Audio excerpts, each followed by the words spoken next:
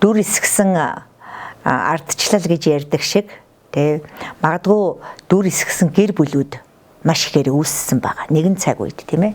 Энэ дүр эсгсэн гэр бүлээс ээжийг хийж тоглоод байгаа, аавыг хийж тоглоод байгаа, гэр бүл болж тоглоод байгаа. Энэ амьдралаас магадгүй хүмүүжлийн дороотолд орсон хүүхдүүд маш ихээр гарч ирж байна. Чин сэтгэл гэдэг байдаг тийм ээ. Зүгээр сэтгэл гэж байдаг.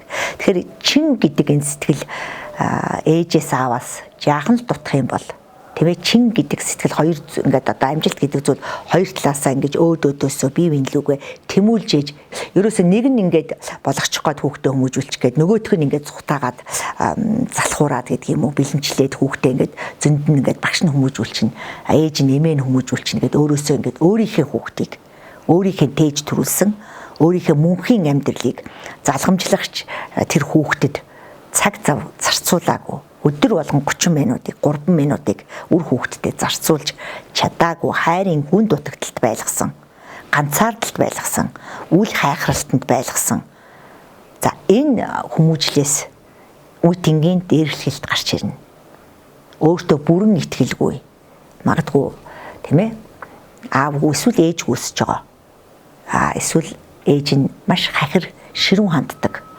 тэгээ ааваас навах одоо харилцааг буруу харилцааг үр хүүхд рүүгээ шилжүүлж хийдэг тийм ээ аавыг харангуйтал хүүхдэд зоддог ээжүүд байдаг ээжийг харангуйтал хүүхдэд зодоод байдаг аавууд байдаг байхгүй аавууд бол голцоо хөвгүүдэд зодоод байдаг ээжүүд болохоор охтуудаа зодоод байдаг тийм ээ тэгээд өөр бүсгүйтэй явлаа гэхдээ зэрэг нь охиноо маш их уйлуулдаг ганцаардуулдаг тэгээд энэ байдлаас болоод ямар ч гимзэн байхгүй ерөөсөө ямар ч өчүүхэн ч гимзэн байхгүй тэр хорвоо ертөнцид гарч ирсэн хүүхэд тэр хүмүүжлийн аав ээжийн бүрэн хайр байхгүй улмаас өнөөдөр нийгэмдэр гараад ирэх цэцэрлэгт очиод хүүхдийг хаздаг, хайрдаг, мааждаг, урдаг, тий, уйлуулдаг.